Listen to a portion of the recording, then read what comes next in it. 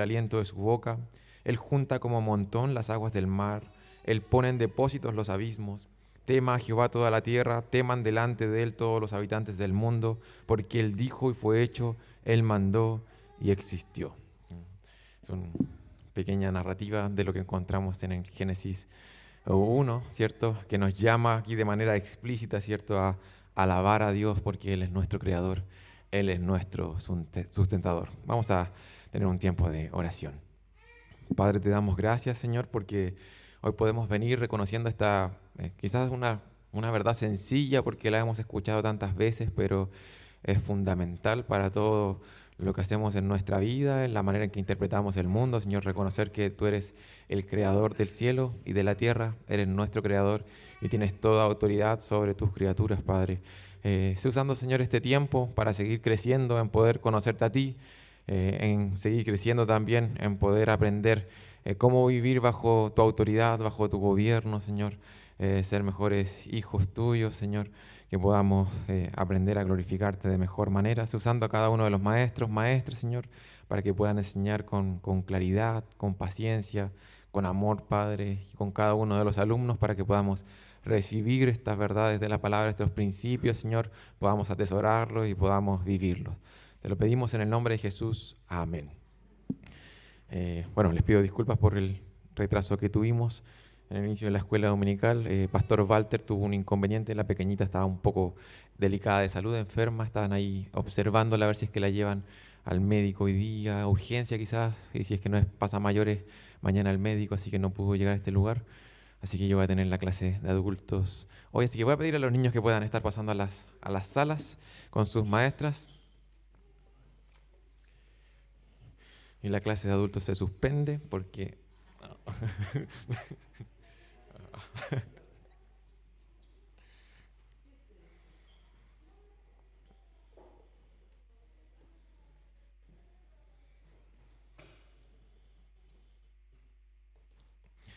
Entonces, no sé si alguien me puede ayudar recordando un poquito qué es lo que comenzamos a abordar la semana pasada. ¿La semana pasada? Sí, la semana pasada.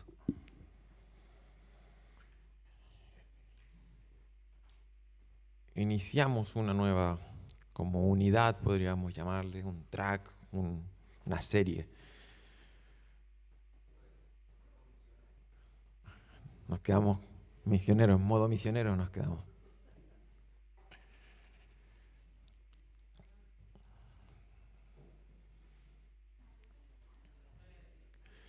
¿Ah? Ya, por ahí va, por ahí va, por ahí va. Dale, dale. Dale, dale. Ya. Una introducción al Antiguo Testamento. El curso, ¿cierto? Esta serie se llama Panorama del Antiguo Testamento. Panorama es una vista panorámica, ¿ya? Como cuando usted pone el modo en el celular, ¿cierto? Modo panorámico y toma la foto así, sale todo el panorama completo, ¿cierto? Eso es lo que vamos a hacer. Vamos a través de esta serie, a través de este curso, recorrer todo el Antiguo Testamento para tener una panorámica general, ya por temas de tiempo, obviamente, quizás no nos vamos a poder adentrar en cada uno de los detalles de cada texto, como quizás se hace en una predicación dominical, ¿cierto? En donde nos centramos en, no sé, 5 versículos, 10 versículos, y ahí, ¿cierto?, desentrañamos todos los detalles del texto. Sin embargo, este curso está más centrado en ver la panorámica general, como un hilo conductor general de toda la Biblia, con el propósito de ser alentados a entender que la Biblia es una gran historia, una sola gran historia, y que todas las pequeñas historias y los pequeños libros y los capítulos tienen un gran hilo conductor y todo está relacionado en torno al plan de redención de nuestro Dios. Entonces, esa es la idea, ¿ya? Y eso, bueno, nosotros conocemos muchas de las historias de la Biblia como aisladamente. Estudiar un panorama de la Biblia o el Antiguo Testamento de forma panorámica nos ayuda como un poco a ordenar como en nuestra cabeza, como a estructurar un poco esas historias y entender qué lugar tienen y por qué el Señor, no sé, quiso que una tal Ruth apareciera en las Escrituras, ¿cierto? Y todos los nombres que pueden venírsenos a la mente, como que ordena un poquito las cosas en nuestra cabeza, esas historias. Yo siempre me imagino como una biblioteca en donde nos han contado muchas historias de la Biblia, ¿cierto?, de grandes héroes de la fe, y está como un poco desordenada muchas veces en nuestra cabeza, y entender cuál es la gran historia de la Biblia, toma los libros y los comienza a poner como en su lugar para que entendamos como la gran historia de la Biblia, y eso nos va a ayudar a que cuando nosotros visitemos otros lugares del Antiguo Testamento que quizás no hemos estudiado, al tiro pensemos, bueno, ¿qué está pasando aquí? ¿En qué parte de esta gran historia estoy? Y nos va a ayudar mucho mejor a comprender por qué el Señor reveló el libro de Abdías, como hablábamos la semana pasada, o los profetas menores, ¿cierto? Que muchas veces nos cuesta ahí como aplicarlo a nuestra vida. Entender la panorámica nos ayuda a estudiar mejor la palabra, porque la Biblia siempre se entiende en su contexto. Contexto. ¿Ya? Es muy importante en el estudio de la Biblia. ¿Ya? Entonces la semana pasada fue una introducción. Yo les dije que fue como un paseo como en lancha a alta velocidad, y ahora igualmente vamos a seguir haciendo una panorámica. Ya nunca nos vamos a detener a bucear en el texto, pero sí va a ser un paseo más con un crucero, o una velocidad crucero, una velocidad un poco más lenta quizás, en donde vamos a estar yendo porción por porción avanzando en la Biblia. Así que vamos a comenzar por el libro de Génesis, que nos corresponde hoy. Le voy a pedir a Jairo que puedas ir pasando las diapos quizás como un poquito después de que yo hable, ¿ya? Porque si no, porque voy haciendo preguntas para que no se adelanten y me puedan ayudar respondiendo lo que aparece ahí en la PPT, ¿ya? Entonces vamos a comenzar con el libro de Génesis, ¿ya? Y antes de iniciar, me gustaría voy a necesitar harta participación hoy, ¿ya? Harta participación hoy. Si es que podemos mencionar quizás algunos ejemplos de grandes temas o grandes asuntos que se abordan. Hoy día vamos a abordar solamente los primeros 11 capítulos de Génesis. Ya hay una gran división en el libro de Génesis, por cierto, se divide en dos partes, y es bien marcado ahí en el libro, se ve. Del 1 al 11, y del 2 hasta el final del libro comienza ahí en el 12 la historia de Abraham, y comienza ahí como toda esa línea genealógica, ¿cierto?, en cuanto a los descendientes de Abraham, y comienza a contar del 12 en adelante, ¿ya? Entonces vamos a ver la primera parte del Génesis. Cuando pensamos en Génesis 1 al 11, ¿qué asuntos o qué ejemplos de grandes temas podríamos dar que encontramos aquí? La creación, la caída, Caín y Abel, gracia, el diluvio, la torre de Babel. Hay hartas historias que conocemos y hay hartos temas que comienzan a aparecer, ¿cierto?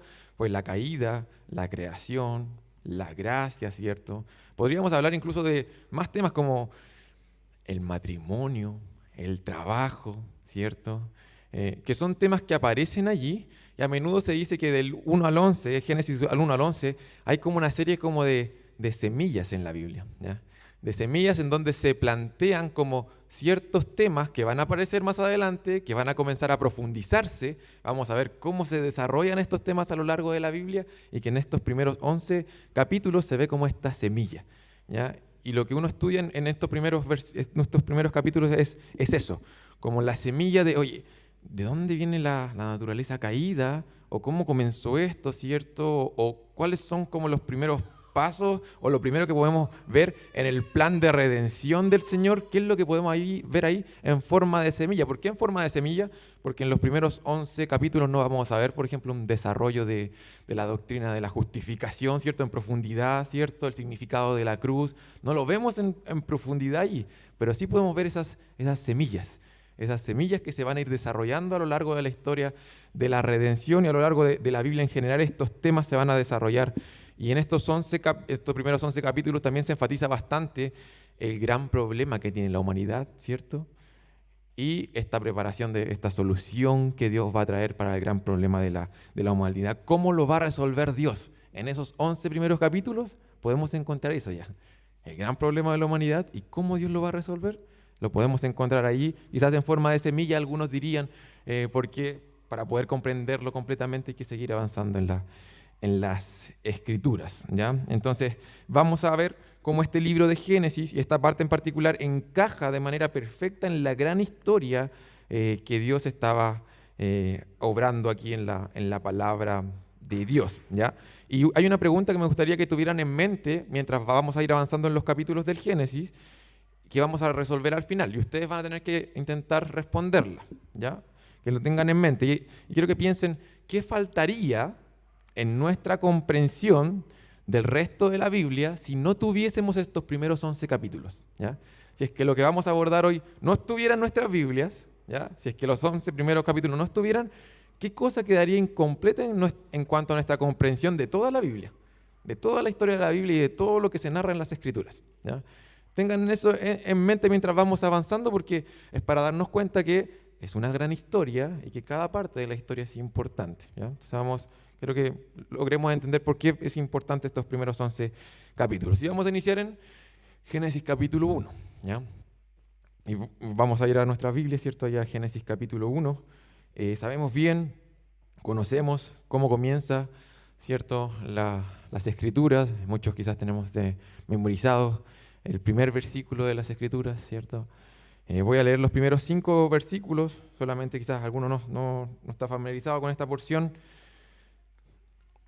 Génesis capítulo 1, versículo 1 al 5 dice: en el principio creó Dios los cielos y la tierra estaba desordenada y vacía, y las tinieblas estaban sobre la faz del abismo, y el Espíritu de Dios se movía sobre la faz de las aguas, y dijo Dios: sea la luz, y fue la luz, y vio Dios que la luz era buena, y separó Dios la luz de las tinieblas, y llamó Dios a la luz día, y a las tinieblas llamó noche, y fue la tarde y la mañana un día. ¿Ya? Vamos a quedar hasta ahí. O sea, conocemos un poquito cómo continúa. Entendemos que capítulo 1 es el relato, ¿cierto?, de la creación de Dios, los 7 días de la creación que se nos narra allí. ¿Ya? Y se nos presenta de inmediato en el primer texto de la Biblia. Y muchos han tomado este capítulo 1, todavía no, Jairo. Ya. En este capítulo 1, versículo 1, de inmediato se nos menciona, ¿cierto?, grandes realidades con respecto a Dios. Ya muchos han tomado estos versículos, incluso los primeros 5 versículos, en donde Dios, revelándose a la humanidad, porque esta es la revelación de Dios, ¿cierto?, a la humanidad, revelándose a la humanidad, se decide revelar de esta forma en los primeros 5 versículos de la Biblia, ¿cierto?, en el Génesis. Y quiero que intentamos responder la pregunta: al ver estos primeros 5 versículos, ¿qué podemos aprender de Dios? ¿Qué nos está enseñando la Biblia acerca de Dios en estos primeros 5 versículos? Ahora sí, Jairo, la siguiente. En estos primeros 5 versículos, ¿qué nos está enseñando la Biblia de Dios? ¿Dónde ves su poder ahí en el texto?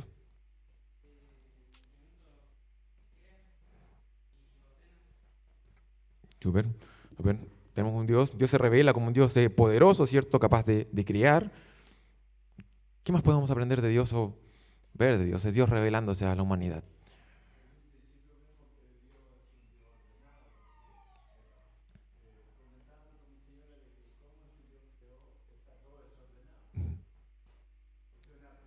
Ujú. Súper. Entonces, claro. Entonces vemos de inmediato, ¿cierto?, un Dios que en el principio viene a traer orden en medio de una tierra, ¿cierto?, que está desordenada. Podríamos conversar mucho rato en cuanto a ese versículo 1 y 2 y lo que sucede allí. Al ser un curso de panorama, quizás como que no nos vamos a introducir ahí. Lo que podemos decir, ¿cierto?, como aproximamiento general, es que la Biblia explícitamente no nos está diciendo allí lo que sucedió. ¿Ya? Podríamos comenzar desde ese punto, en que cuando vamos al Génesis 1 decimos: Dios creó los cielos y la tierra estaba desordenada y vacía. ¿Ya? Y desde ese punto podríamos comenzar la conversación para adentrarnos en qué es lo que está haciendo Dios ahí, por qué ese lugar estaba desordenado y qué vino a hacer Dios. Sin embargo, un buen principio que el hermano César comparte es que sí o sí Dios viene a traer orden en medio de un lugar, ¿cierto?, que estaba desordenado. ¿Samuel? Sí. Ujú. Sí, claro, ahí comienza como la discusión teológica en cuanto a, bueno, dice los cielos y la tierra, ¿cierto? Y yo al menos estoy convencido de que viene a ser parte, ¿cierto?, de inferencias, ¿cierto?, de intentar conectar ciertas partes de las escrituras, pero explícitamente no se menciona allí lo que está ocurriendo. Ujú. ¿Ya?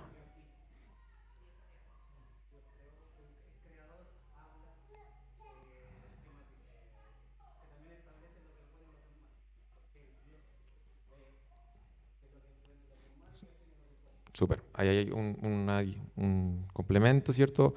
Podemos conocer que Dios habla, ¿cierto? Que Dios crea y que Dios es bueno. Es bueno. Él ordena, Él crea, y lo que Él crea es bueno, dice la palabra. Y ese término se repite, ¿cierto?, en la narrativa de todo el capítulo 1. Que lo que Dios creó fue bueno, era bueno, es bueno, es bueno. ¿Ya? Aquí hay otros conceptos adicionales que podemos sacar en cuanto a cómo es Dios o cómo vemos que Dios comienza a revelarse. Podemos ver que es un Dios eterno. ¿Ya? Es una palabra muy importante que la Biblia comienza como en el principio estaba Dios. No dice en el principio Dios fue creado, sino que dice en el principio es Dios que estaba allí, ¿cierto? Y Él creó. Él creó. Tenemos un Dios eterno, que no tiene principio, que no tiene final. Es autosuficiente.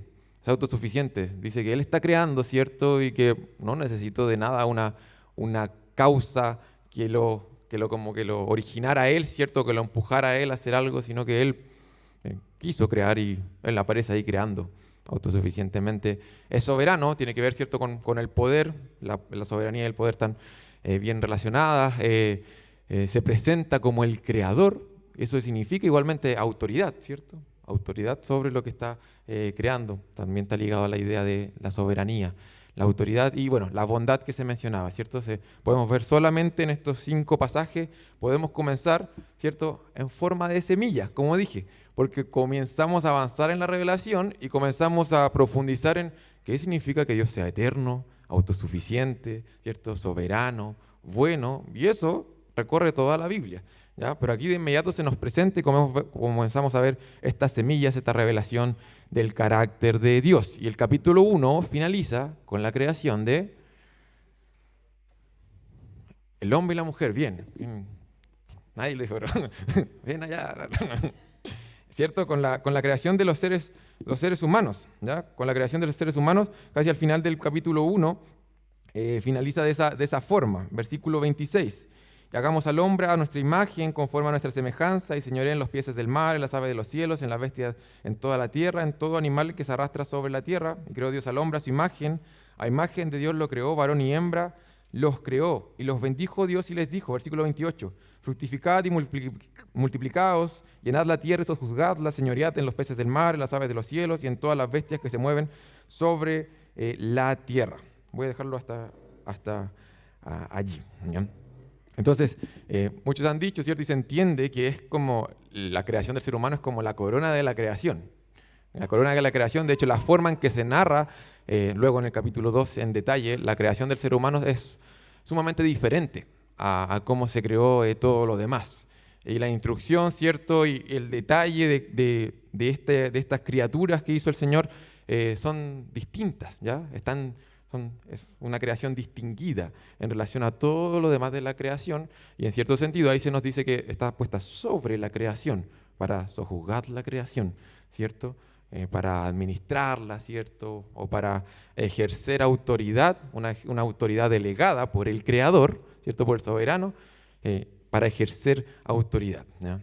No sé, podríamos mencionar igual aquí lo que hablábamos la semana pasada, este rey, ¿cierto?, que crea los suyos, ¿cierto?, para que ejerzan autoridad, ¿cierto?, en el mundo de Dios. Este era el mundo de Dios, un lugar físico para que el gobierno del Señor se pudiera experimentar de buena manera. ¿Ya? Entonces ahí está la creación del hombre, un concepto muy importante que no puede ser pasado por alto, es el que aparece en el versículo 27, que es el concepto de la imagen de Dios.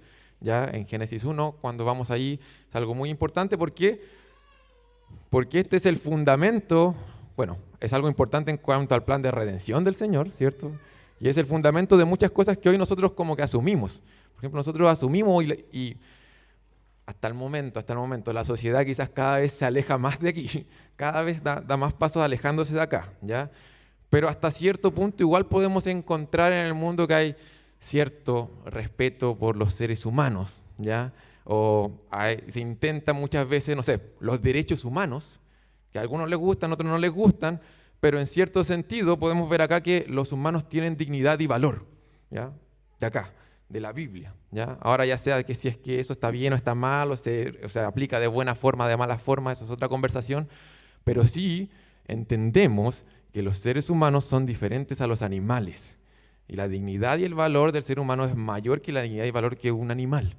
Y está aquí en las Escrituras, aparece aquí en ese concepto de que el ser humano fue creado a imagen de Dios. ¿ya? Los estudiosos a lo largo de la historia de la Iglesia han hablado mucho acerca de eso, ¿cierto? En latín, usted si quiere profundizar puede estudiar qué significa el imago Dei o imago Deo, ya que es el concepto en latín que los estudiosos han intentado darle, se le refería a la imagen de Dios, al hecho de que el ser humano fue creado a imagen y semejanza de Dios. Nosotros sabemos que Dios es espíritu, que no tiene cuerpo como el hombre, ¿ya? Por lo que esta imagen de Dios no refleja necesariamente algo físico, ¿cierto? Sino que apunta a características no físicas de Dios, obviamente, sino que inmateriales de Dios, ¿ya? Se ha intentado postular, ¿cierto?, que podría estar haciendo referencia a que nosotros tenemos razonamiento, ¿cierto?, un raciocinio, y Dios funciona de esa manera, inteligencia, la moralidad, ¿cierto?, la conducta moral que tenemos, ¿cierto?, esto que el Señor puso dentro de nuestros corazones, que en el fondo todo ser humano sabe, ¿cierto?, que algo está bien o que está mal, porque Dios es el estándar de bien y Él define eso. La capacidad de amar, muchas veces también se ha propuesto esta imagen de Dios, la manifestamos, ¿cierto?, a través de esa forma. Nosotros los seres humanos tenemos esa capacidad, ¿ya? Y entendemos que los animales no funcionan de esa manera. Otros han postulado también el hecho de que seamos seres relacionales, ¿ya? Seres relacionales y tenemos relaciones personales con otras personas, respondiendo un poquito y reflejando la imagen de Dios en que eternamente Dios se relacionaba entre sus tres personas.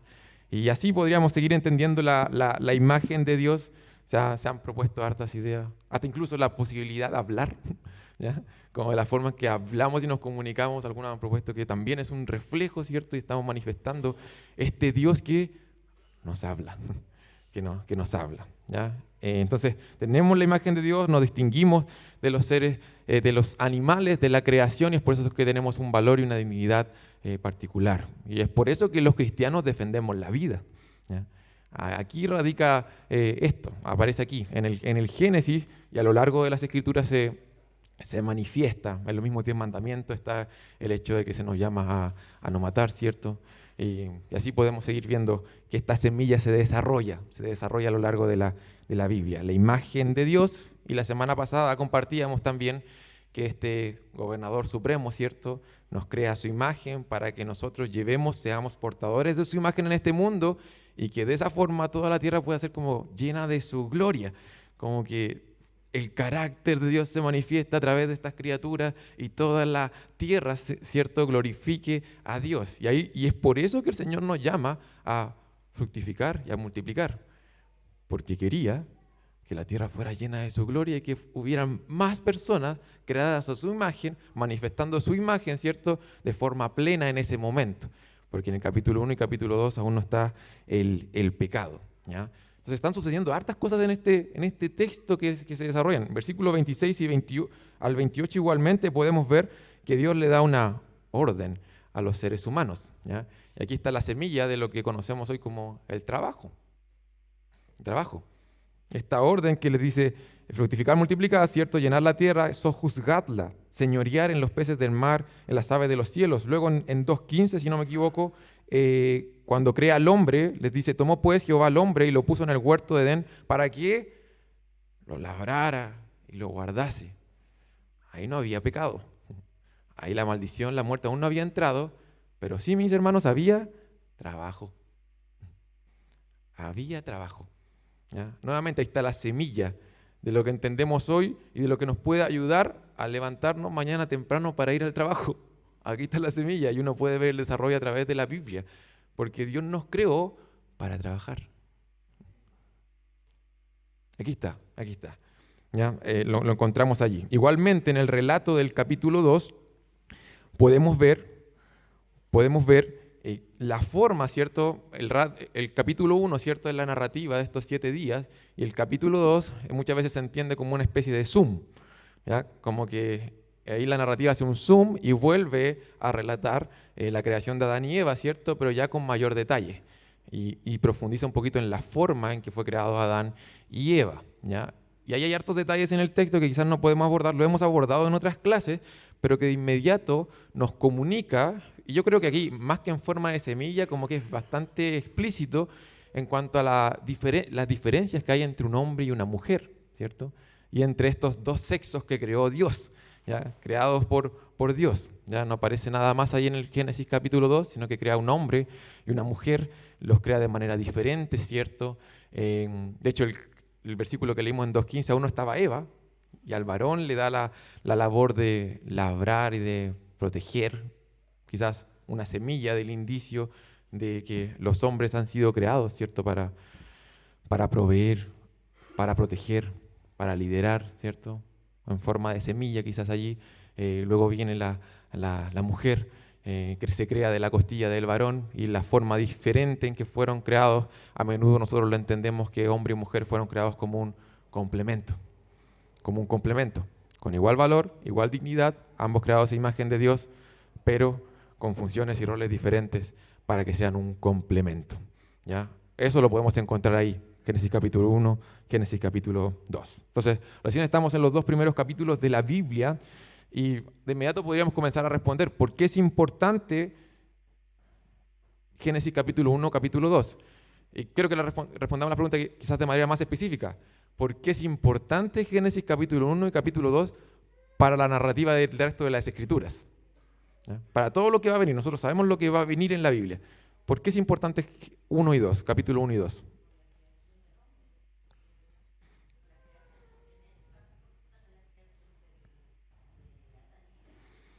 ¿Ya? ¿Ya? Entonces, ¿por qué sería importante entender esto para poder comprender bien como todo lo que viene después en la Biblia? O lo que va a suceder con Cristo, yendo más lejos.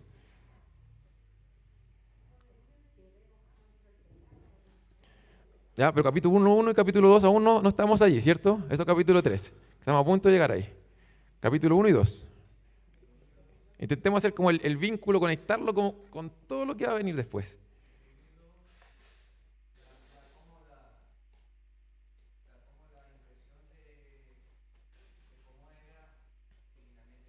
Ujú.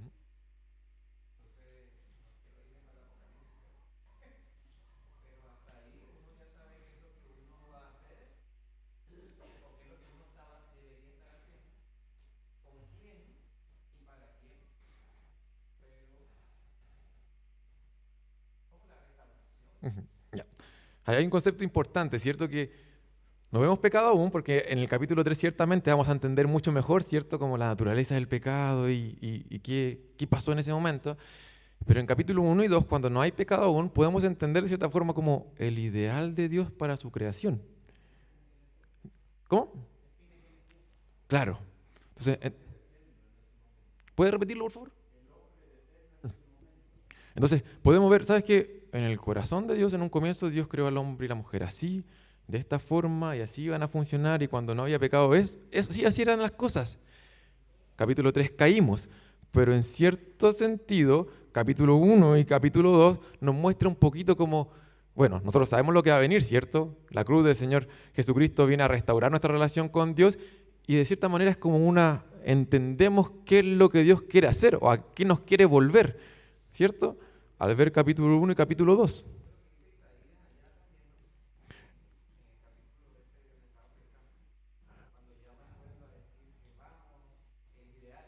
Claro, claro. En las visiones, en general en las visiones de los profetas, vimos en el capítulo 2, versículo 1 al 4 de Isaías, y capítulo 4, versículo 2 al 6, vimos como este futuro, ¿cierto? Esta futura restauración, y hay muchos capítulos que hablan acerca de eso, ¿cierto? En los profetas, en el libro, al final tú mencionaste los últimos capítulos del Apocalipsis, ¿cierto? En donde podemos ver como esa restauración, ¿cierto? Una nueva creación, ¿cierto? Entonces, el capítulo 1 y capítulo 2 nos ayuda a entender un poco como, ¿por qué va a restaurar algo Dios? Porque algo no estaba cuando uno comienza el capítulo 4 solamente, por ejemplo, alguien diría, bueno, las cosas parece que fueron creadas así, no sé, los hermanos se asesinan uno a otro y las cosas son así. No, no era así, no era así. Quizás aplicándolo más aún a nuestra realidad, mucha gente dice, oye, pero ¿por qué hay tanta maldad en el mundo? ¿Por qué Dios no hace nada? Es que Dios no hizo las cosas así. Somos nosotros, la maldad existe por nuestra culpa. Mira, vamos a ver en Génesis capítulo 1, capítulo 2, cómo Dios creó las cosas y quién es el responsable por lo que está ocurriendo en este mundo. Capítulo 1 y capítulo 2 es un gran fundamento y igualmente es como un aliciente, es algo que nos ayuda en el día a día, ¿ya? Capítulo 1, capítulo 2, y así llegamos al capítulo 3, ¿ya? Que conocemos, ya, quizás vamos a tener que ir, estamos todavía en las primeras clases, la velocidad un poquito más alta para alcanzar el recorrido del Antiguo Testamento, ¿ya?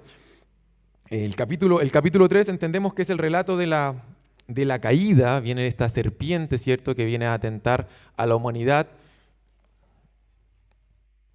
Dice, versículo 1, pero la serpiente era astuta más que todos los animales del campo que Jehová Dios había hecho, la cual dijo a la mujer, ¿con qué Dios os ha dicho no comáis de todo árbol del huerto? La mujer le respondió a la serpiente, del fruto de los árboles del huerto podemos comer, pero del fruto del árbol que está en medio del huerto dijo Dios, no comeréis de él, ni le tocaréis para que no muráis. Entonces la serpiente dijo, no moriréis, sino que sabe Dios que el día que comáis de él serán abiertos vuestros ojos, seréis como Dios, sabiendo el bien y el mal. ¿Ya? La promesa es ser como Dios, ¿ya? Es revelarse al gobierno del Creador, del Soberano, para poder ser como Él, usurpar su trono. ¿Ya? Esa era la promesa de la serpiente, la mentira. El engaño de la serpiente vino de esa manera. Ya esa era la promesa. Sin embargo, cuando cae el hombre, ¿cierto?, la humanidad cae, podemos ver que no hubo una transformación en dioses. Versículo 7, versículo 8. Dice, entonces fueron abiertos los ojos de ambos y conocieron que estaban desnudos, entonces cosieron hojas de higuera, se hicieron delantales y oyeron la voz de Jehová Dios que se paseaba en el huerto al aire del día, y el hombre y su mujer se escondieron de la presencia de Jehová de Dios entre los árboles del huerto. Entonces la Escritura no nos narra a unos seres humanos convirtiéndose en dioses, sino que todo lo contrario, vemos ahí como vergüenza, ¿cierto? Se esconden de la presencia de Dios, y de allí en adelante la muerte comienza, ¿cierto?, su ingreso. Y era algo que ya se había dicho, yo me lo salté, capítulo 2, versículo 17. Dice, más del árbol de la ciencia del bien y del mal no comerás, porque el día que de él comieres ciertamente morirás. Y aquí comienza la muerte, ¿ya? Siempre se menciona esto, es bueno recordarlo, que uno ve que comen y no mueren de inmediato, al menos físicamente, ¿cierto? No mueren de inmediato. Entendemos que la muerte entra al mundo allí, pero Dios se revela aquí como un Dios de misericordia. Porque estos seres humanos siguen viviendo en el sentido que normalmente ocupamos la palabra, ¿cierto? Muerte como la separación entre el alma y el cuerpo, nuestro ser inmaterial y nuestro ser material. Estos seres siguen allí, ¿cierto? Viviendo en su ser material y inmaterial, sigue unido, no ha sido separado, ¿ya? Sin embargo, entendemos que la muerte entró en el sentido de una muerte espiritual, ¿cierto? La relación con Dios se rompió. Y de hecho se hace explícito al final del capítulo 3 cuando se les expulsa del jardín del Edén. Y en el jardín del Edén que había la presencia de Dios, ¿cierto? Estaba allí, era una perfecta comunión con el Creador, y ahora hay una enemistad, hay una necesidad de que algo sea restaurado, algo sea reconciliado. Entonces la muerte entra en el mundo y entendemos que entró, ¿cierto?, de forma espiritual, esa relación se rompió y en unos cientos de años, en su caso, ellos experimentarían, ¿cierto?, la muerte física, Adán y Eva y todos sus descendientes. ¿Ya? Un texto importante aquí se encuentra en el versículo 15.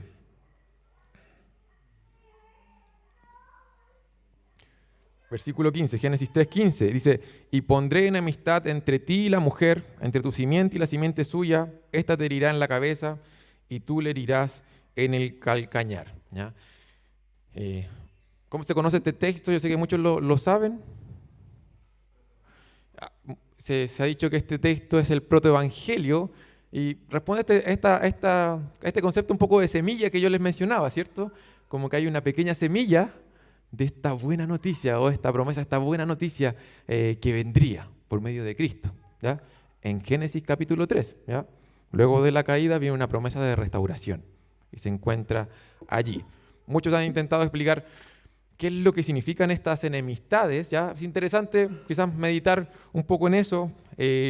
Algunos han dicho que hay 3 tipos de enemistades que aparecen acá y que se desarrollan a lo largo de la Biblia, ¿ya? En un sentido, podríamos ver que la maldición, ¿cierto?, que viene acá a la humanidad, dice, aquí se te está hablando específicamente a la serpiente, dice, habrá una enemistad entre la serpiente y la mujer. ¿Ya? De manera general se han entendido que esta es una enemistad entre Satanás y la raza humana. ¿Ya? De manera general, en el sentido de que la humanidad siguen siendo criaturas de Dios.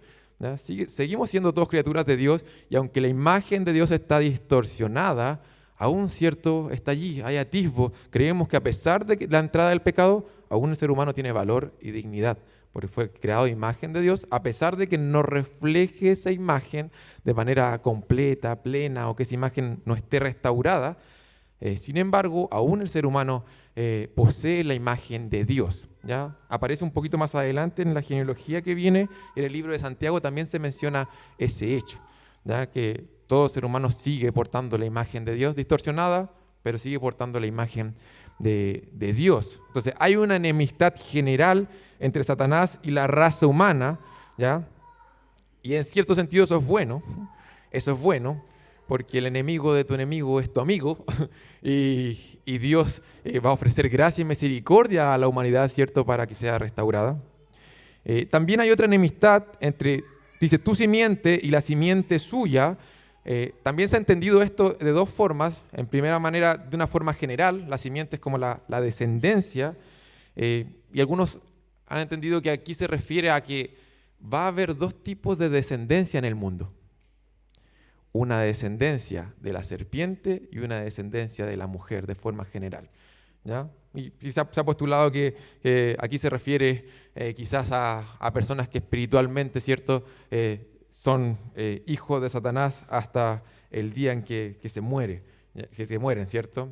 Primera de Juan 3:8 dice, el que practica el pecado es del diablo, porque el diablo peca desde el principio. ¿Ya? Entonces, de cierta manera, podríamos decir que aquí se divide como que probablemente va a haber dos tipos de personas en el mundo. ¿Ya? Samuel. ¿Cómo? Claro, o sea, si comenzamos a relacionar podríamos llegar hasta allí, quizás no es tan directa la relación, pero como está en forma de semilla, aquí podríamos decir, ¿sabes qué? Probablemente en el mundo van a haber ciertos hijos de Dios, hijos de Satanás, o que responden, ¿cierto?, a esos designios, a esa voluntad. ¿Ya? Y de manera más concreta, y quizás está como lo más directo, lo más explícito, al menos lo que uno puede ver, pareciera ser que el texto deja de hablar de una descendencia general y habla más bien de una persona en particular. ¿Ya? Cuando dice, entre tu simiente y la simiente suya, esta te herirá en la cabeza y tú le herirás en el calcañar. ¿Ya? Y yo al menos eso es lo que veo más explícito en el texto. ¿Ya? Que está hablando, ¿cierto? Pareciera ser no tanto como una descendencia general, sino que aquí como que apunta a alguien en específico que lo que va a hacer, dice que va a herir la cabeza de la serpiente, va a ser un golpe letal, un golpe mortal, ¿ya? Le va a aplastar la cabeza, ¿ya?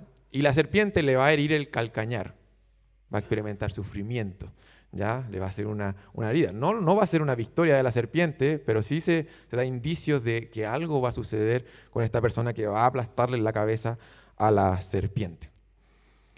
El protoevangelio muchas veces se le llama a este texto, y que podría ser una semilla, un anticipo de la futura restauración y de lo que Cristo haría en la cruz. ¿Ya? Génesis capítulo 3, versículo 15. Podemos ver ya indicios de eso. ¿Ya? Y así llegamos al capítulo 4. Bueno, capítulo 3 son expulsados del huerto del Edén. Llegamos al capítulo 4, en donde está la historia de Caín y Abel. ¿Ya? Y ahí comienzan a pasar las generaciones y uno puede darse cuenta de que el pecado está en el corazón del hombre. Pareciera que va de mal en peor la narrativa del Génesis. Es interesante, yo lo mencioné en algún momento, pensar de que la promesa era para un descendiente de la mujer. Entonces uno debiera estar como un poco expectante a lo largo de la historia de la Biblia. Oh, quizás este descendiente será Caín, será Abel. ¿Qué va a pasar allí? No, Caín mató a Abel. Parece que no, parece que necesitamos a alguien mejor.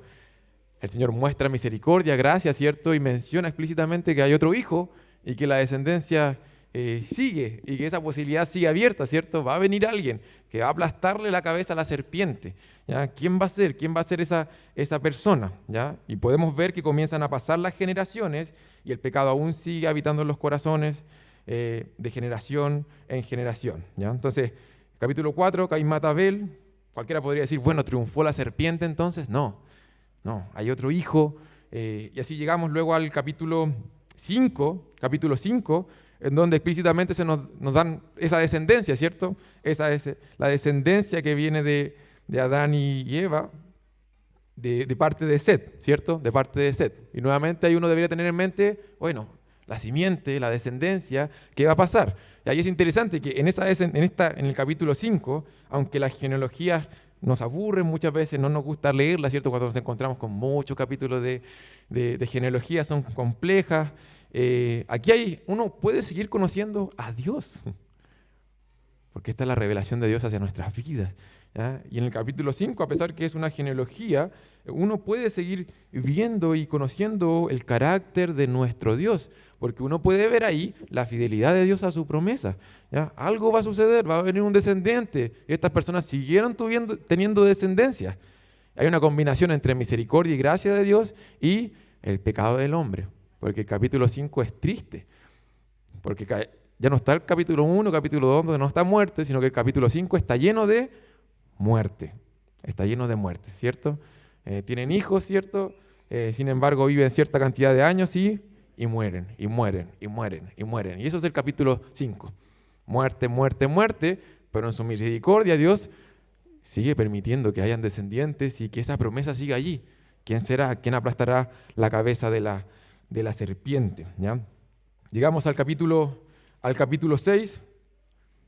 Los primeros versículos son complejos, ¿cierto? Si es que nos tiráramos de nuevo ahí a la piscina, vendría otra discusión. De manera general, podemos ver que las cosas en la tierra, en la humanidad, iban de mal en peor. Dios decide intervenir y comienza, ¿cierto?, la narrativa de la historia del arca de Noé, del versículo 9 en adelante, ¿ya? De hecho, un poquito más adelante se ocupa un antropomorfismo, ¿cierto? Se dice que Jehová incluso llegó a arrepentirse de haber hecho al hombre, capítulo 6, versículo 6, ¿ya? En un lenguaje humano, para que nosotros podamos entender, está expresando la Biblia la gravedad de lo que estaba ocurriendo, cuán alejados estábamos del propósito original del Señor, cuán devastadora es la condición del hombre, la caída es como gigantesca, no es como cometimos un errorcito, tenemos que ser un poco reparados, sino que estamos sumamente alejados del Creador, de su propósito, de su gobierno. Tan alejados que el Señor decide intervenir y traer juicio al mundo, ¿cierto? A través del diluvio, ¿ya? Y ahí en el capítulo 6, 7, 8 está la narrativa de este diluvio, ¿cierto? Y en el 9 está el pacto de Dios con Noé, ¿ya? Hay un concepto importante, interesante que podría aparecer aquí en el diluvio, y es el concepto de tipología. No sé si alguien me puede ayudar quizás. Es adecuado que aparezca el concepto ahora, más que nada porque quizás vayan apareciendo más cosas que podríamos usar ese concepto. No sé si alguien me puede ayudar. Tipología.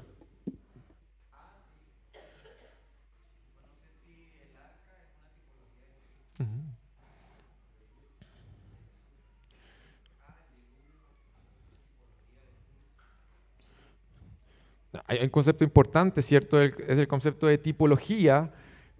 De manera como sencilla, creo que no está ahí en la diapositiva, podríamos decir que las escrituras, en cierta forma, muchas veces presentan ciertos patrones que se repiten o que se van a repetir en el futuro, en la narrativa bíblica, ya que sucede algo y que eso, de cierta manera, se va a repetir, normalmente se repite en una forma mayor en el futuro, ¿ya? Los estudiosos de la Biblia le han llamado eso una tipología. Al ver algo que sucede, ¿cierto?, en alguna parte de la narrativa bíblica, un tipo que en el futuro, ¿cierto?, se repite de una manera, normalmente de una manera con una magnitud mayor, ¿ya? Y a eso se le llama antitipo. Ya, quizás lo estoy enredando, pero es un concepto interesante, ¿ya? ¿Por qué? Porque nos ayuda a relacionar esta gran historia de la Biblia, ¿ya? A entender de que este diluvio Y este juicio de Dios sobre el mundo no fue algo como antojadizo del Señor para con la humanidad. Él muestra misericordia, ¿cierto? Manda a Noé, ¿cierto? Y salva ya a su familia. Y podemos ver que en el futuro va a venir un juicio sobre el mundo. De hecho, la Escritura hace esa conexión. Y eso es lo interesante, hace la conexión. En 2 de Pedro capítulo 3.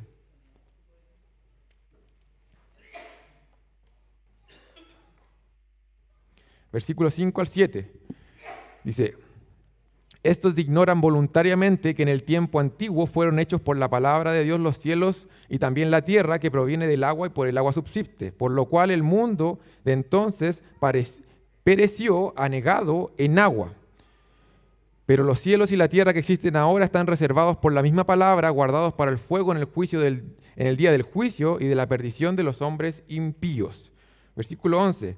Puesto que todas estas cosas han de ser desechas, ¿cómo no debéis vosotros andar en santa y piadosa manera de vivir, esperando y apresurándoos para la venida del día de Dios, en el cual los cielos encendiéndose serán deshechos y los elementos siendo quemados se fundirán? Pero nosotros esperamos, según sus promesas, cielos nuevos y tierra nueva, en los cuales mora la justicia. La palabra de manera explícita hace una conexión entre el juicio que vino a la tierra, ¿cierto?, ahí en el Antiguo Testamento, y un juicio mayor, ¿cierto?, que va a venir en el futuro, ya no por medio de agua, sino que menciona fuego. ¿Ya? Hace un contraste allí, ya es una relación la palabra del Señor, ya con ese acontecimiento del Antiguo Testamento. Entonces, bueno, ahí la relación es directa. El concepto de la tipología hay que tener cierto como cuidado con respecto a su uso, porque uno podría decir, bueno, entonces yo voy a un versículo y digo que esto tiene que ver con esto y esto tiene que, y comienzo a tirar líneas donde quizás la Biblia no está haciendo eso, ¿ya? Pero en este caso podemos encontrar esa conexión directa, ¿ya?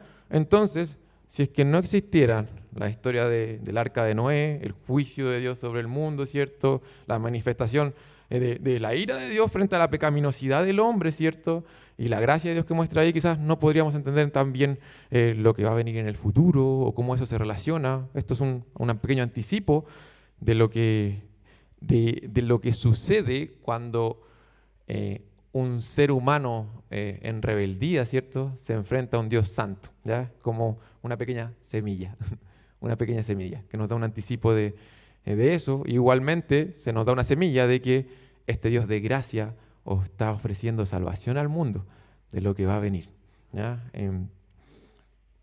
Hasta ahí vamos a dejar esas conexiones, ¿ya? Y llegamos así a Génesis capítulo 10 y 11 y creo que lo estamos logrando. Génesis 10 y 11, nos vamos a detener ahí en el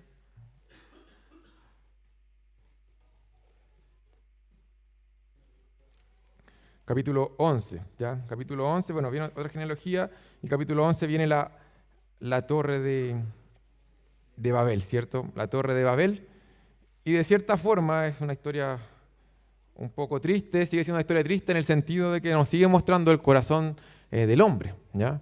El corazón del hombre, que sigue intentando con todas sus fuerzas de ser como Dios, ¿cierto? De hecho, de manera literal, ahí dice en el capítulo 11, se dijeron los hombres unos a otros, versículo 3, vamos, hagamos ladrillo y cosámoslos con fuego, y les sirvió el ladrillo, y dijo, versículo 4, vamos, edifiquémonos una ciudad y una torre cuya cúspide llega al cielo, y hagámonos un nombre, por si fuéramos esparcidos sobre la faz de la tierra. ¿Qué nombre quieren hacerse? ¿Qué nombre quieren exaltar? Es el mismo corazón, ¿cierto? Es la pecaminosidad humana que se sigue manifestando en este sentido a través de la edificación de una torre. ¿Ya? No se suponía que el hombre tenía que promover el nombre de Dios y la gloria de Dios en el mundo, ¿cierto? Creado a su imagen, multiplicándose, y que toda la tierra podía glorificar el nombre de Dios. La narrativa de la Biblia nos indica que el problema del hombre en el corazón humano es gigantesco. Es gigantesco porque todo el tiempo está en esta rebelión con el deseo de él gobernar, de él ser soberano, de ser autosuficiente. Y todo lo que estamos conociendo acerca de Dios, el ser humano, nosotros queremos usurparlo, ¿ya? Capítulo 11 termina con con otra descendencia, ¿ya? Yo espero que luego de esta clase quizás cuando vayamos a la genealogía podamos verla quizás con otros ojos, ¿ya? Porque comienza, de nuevo termina ahí con otra genealogía, como Dios diciendo, espera, espera. Si va a venir alguien que va a arreglar este gran problemón que estamos viendo acá y que se sigue manifestando y se va a seguir manifestando a lo largo de toda la historia de la redención. Ya. Pregunta para ir terminando. Llegamos hasta el 1 al 11. La otra semana tenemos que ver del 2 al 50. ¿Ya? La segunda parte de Génesis. ¿Ya? ¿Qué perderíamos si Dios hubiese comenzado solo en Génesis 12? Con este pacto que hace con Abraham, ¿ya? ¿Qué nos perderíamos acerca de la historia de la redención si es que no tuviéramos estos, ahora, 11 primeros capítulos de la Biblia?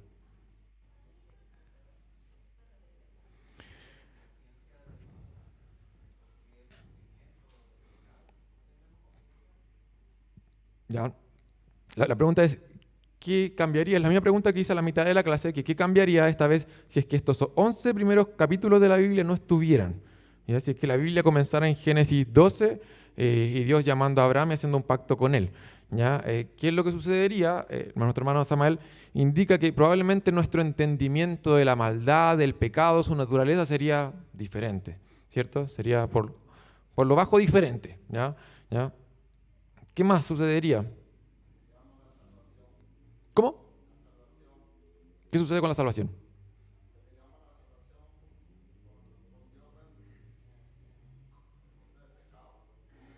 Claro, claro. Quizás más que perder la salvación sería con nuestro entendimiento de la salvación, porque la pregunta apunta como si es que nuestra Biblia no estuviera esos 11 primeros capítulos, ¿cierto?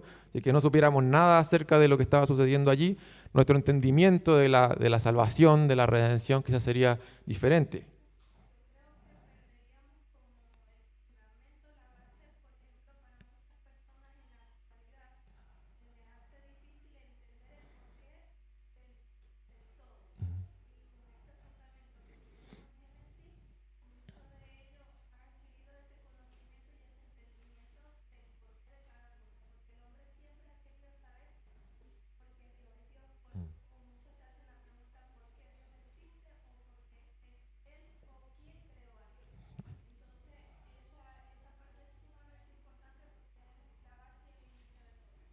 Súper, súper. Entonces, como decíamos que el Génesis es el libro de los orígenes, ¿cierto? Muchos han dicho que estos son los fundamentos de muchas cosas que van a venir. Nos ayuda, ¿cierto? Como lo hace un fundamento. ¿Ya? ¿Ya? Como que sobre esto nosotros nos montamos y esto ayuda a muchas personas también a poder entender por qué el mundo funciona como funciona. ¿Ya? Algo que podríamos decir con respecto a esta segunda mitad, 3 al 11, porque del 1 al 2 ya respondimos a hartas cosas, ¿cierto? Podemos entender, bueno, de dónde viene el matrimonio, ¿cierto? ¿Por qué creemos que somos diferentes entre hombre y mujer? Porque hay dos sexos. Eso está el 1 y 2. Del 3 al 11, podríamos decir que si no estuviera esto, quizás no podríamos entender también la naturaleza del pecado, como dice nuestro hermano Samael. Y pareciera que fuera como intencional la Biblia en esos capítulos, en el recorrido que hicimos, en decir, mira la dureza del corazón y cuán malo es el corazón del hombre, ¿ya? Porque cae, y a pesar de que la consecuencia del pecado fue, oye, están expulsados del jardín, ¿cierto? Ellos, Adán y Eva, Caín y Abel, estaban ya saboreando los cardos, las espinas, ¿cierto? El sudor, todo lo que implicaba estar fuera del huerto, a pesar de que estaban teniendo las consecuencias de que el pecado haya entrado al mundo. Caín mata a Abel. ¿Ya? Y a pesar de que eso hubiese sido tan terrible, ¿cierto? La humanidad siguió, ¿cierto? En rebeldía hasta el punto en que Dios envió un diluvio. Y a pesar de eso uno puede ver que el ser humano necesita una intervención mayor. ¿Ya? Y ahí está la promesa. Va a venir alguien. Va a venir alguien que va a tener que venir a aplastar de manera definitiva la cabeza de la serpiente. Y eso es Cristo Jesús nuestro Señor. Son importantes los primeros 11 capítulos y la próxima semana vamos a abordar no es la mitad del libro, pero es la sección, ¿ya? Porque hay una distinción clara entre lo que comienza en el capítulo 12 del libro de Génesis. Vamos a terminar en oración. Padre, te damos gracias, Señor, porque tú eres bueno, te damos gracias tu amor y por tu misericordia, Señor. Podemos conocerte a ti de mejor manera a través de tu palabra. Tú nos hablas a través de ella.